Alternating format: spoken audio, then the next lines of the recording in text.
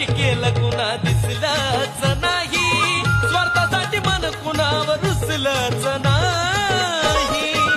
येडा माय ग, साऱ्यासाठी केलं कुणा दिसलंच नाही, स्वार्थापोटी मन कुणावर रुसलंच नाही.